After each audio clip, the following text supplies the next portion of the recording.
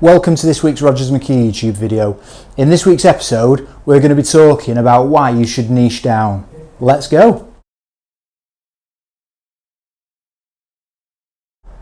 Welcome to this week's Rogers McKee YouTube video. So in this week's episode, we're going to talk about why you should niche down within recruitment. So this kind of follows on a little bit from last week's video. So if you've not watched last week's video, pause this, dive across, watch last week's, and then obviously catch up with this one. But last week we were talking about that to make recruitment easy, you should learn your niche.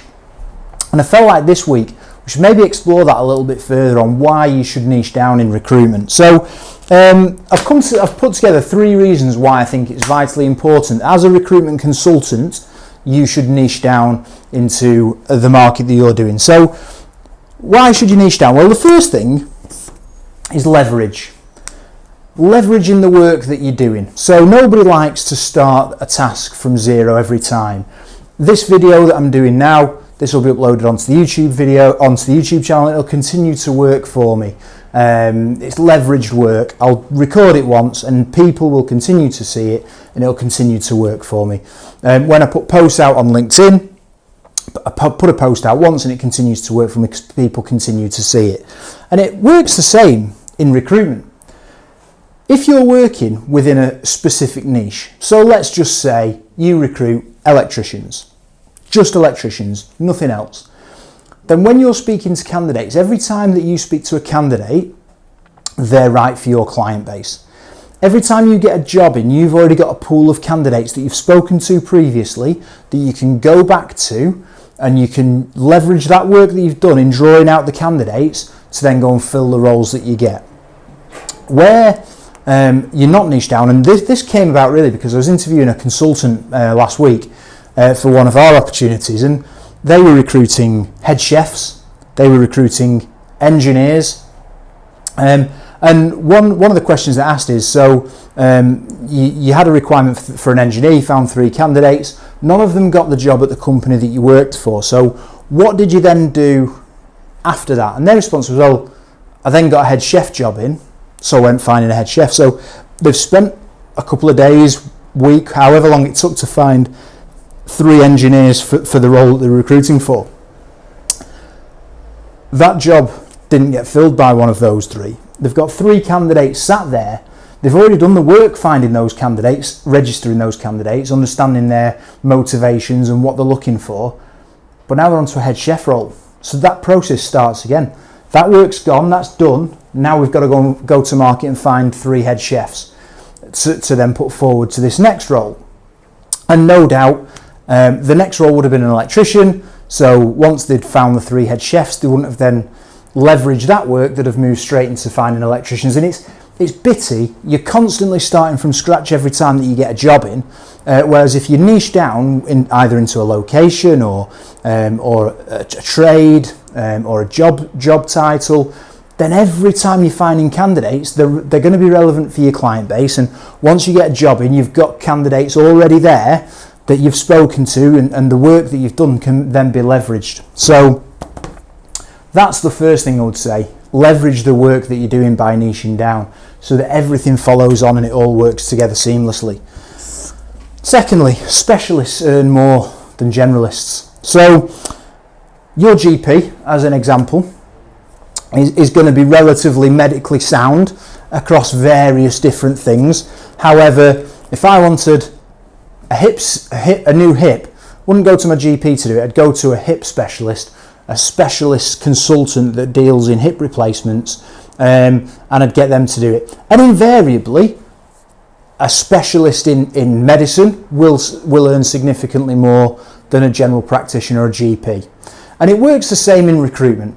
If you are a generalist and you have no real selling power, your fees are going to be relatively low, because in the previous experience, if I've just been recruiting for an engineer and then somebody comes to me and wants a head chef, then I don't know the market greatly. I've got no readily available candidates. I'm not going to be able to attract big fees because that's not my specialism. And we'll probably be fishing around the lower end of the market. Whereas if I have a niche all I recruit for is electricians, as an example, and when clients ring me, I can say, this is my specialism, this is what I do day in, day out. I can take the pressure off yourself. I know exactly what you're looking for. I've got candidates available I can get across to you now. I can speed the process up. Because I deal with this day in, day out, I know people in the industry to reference the candidates with as well, so I can make sure that I'm getting an accurate understanding of what they're like and how they operate. It gives you kudos, and it means that you can then charge the higher percentage, because you can say, look, with the greatest respect, if you want a really low percentage, go to that generalist recruiter that's just been recruiting for an engineer, and then that was recruiting for a head chef, and now it's going to go and try and find an electrician for you. And when 3 or 4 or 5 weeks down the line they've not uncovered any successes, come back to me. We will still charge the higher percentage, but we'll turn it around for you in a day, because this is what I do day in, day out. I'm in my niche, I specialise in my niche, and I'm going to be the one that's getting to the candidates quicker because of all the time I've put in to this market. I've got candidates ready to go. And the last one, how much easier is it to build a brand, to build a reputation if you're in a niche? Because you're constantly adding on your social platforms, your clients and your candidates, and you're speaking to them, and you understand the market, and you understand the challenges that people are going through. You're constantly speaking to them. You get known for placing electricians in this case, so more electrical contractors are going to want to speak to you. They're going to be aware of you because you're moving in circles. You're referencing your candidates with these electrical contractors, so they start to hear your name more and more. They might see your presence on LinkedIn or on the socials a lot more because you're working in those circles, and it's easier to build that brand and that reputation.